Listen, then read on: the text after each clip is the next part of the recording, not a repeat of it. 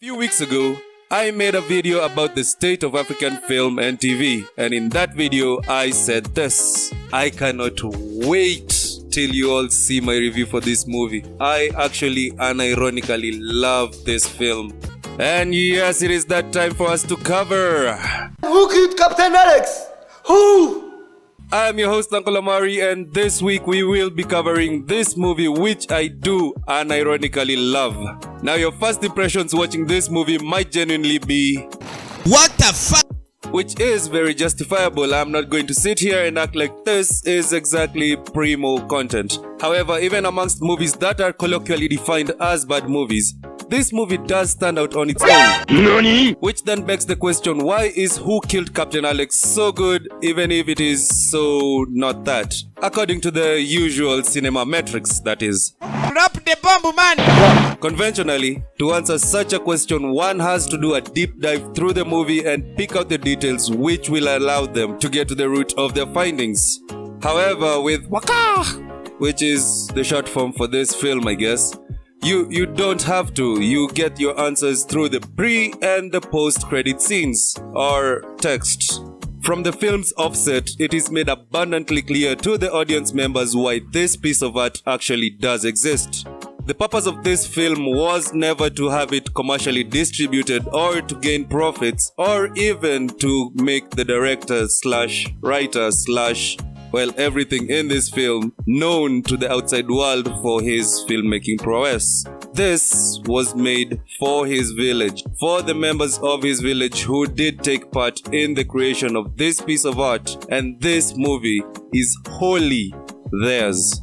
Now, passion projects aren't really anything new to creatives. However, it is very unique to have a passion project that is just not one single individual's vision, but an entire village's. You see, in life you can only hope to one day experience the same amount of pride that the people of this village experienced seeing a movie starting with the words Wakaliwood, Uganda, home of the best movies. The term Wakaliwood being derived directly from the name of the village, Wakaliga. Everything from the location and setting, to the dialects, to the casting, to the props, every single detail in this movie is driven by the passion of Nabwana IGG and the lovely people of Wakaliga. And this is why even when the overacting is at the room's level of overacting, it isn't tearing you apart from the film of the movie, and neither does the Trolls 2 level of bad VFX feel like it's trolling you. It simply is a visionary director doing the best he can with the tools that he has to give a genuine localized artistic expression of the action movies that were in the world cinema scene. And just to add a little bit more to that point of using the tools that he had to his disposal, the director Nabwana actually compiled and edited this same film in a computer that he had assembled via the assembly of some various spare parts. Not to mention that this movie is also compiled from found footage, or rather recovered footage, as most of the original clip files were lost when Nabwana formatted his machine to focus on a new feature film. This kinda accounts for why this movie has a dub narrator, but I guess this movie would still have a dub narrator for the comedic effect.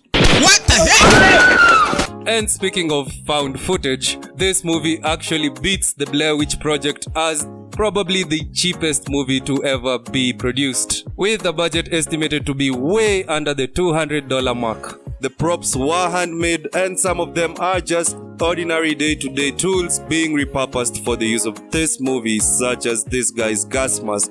Without the option for or even the budget to do any location scouting, the director had to be very creative about the ways he used a handful of location spots. Adjustments in the camera angles as well as perspective shifts were employed in certain scenarios, allowing the multiple use of a singular location with the effect of distinctive environments. I also have to say that I am incredibly impressed by this particular tracking shot, knowing full well that they did not have the equipment or the pulley system to actually move this camera through the motions. And the passion in this film just keeps on pouring. For example, Ramon Film Productions that Nabwana came up with for this film is actually a portmanteau of the filmmakers' two grandmothers being Rachel and Monica, with this movie especially dedicated to his grandmother and is even noted in the end credit scene. Or text, I'm still not sure what to call it. But here's the crazy thing. Even without the pre and post credit scenes that do show the dedication that went into this movie, I still believe that this movie would be just as impactful. You see, each production has its own backstory and its own history, and making that backstory privy to the audience isn't what compels them to actually enjoy the movie. Watching the movie is the deed that actually completes that. And whilst you watch the dedication that is alluded to in the credit scenes is very visible within each and every one of these scenes.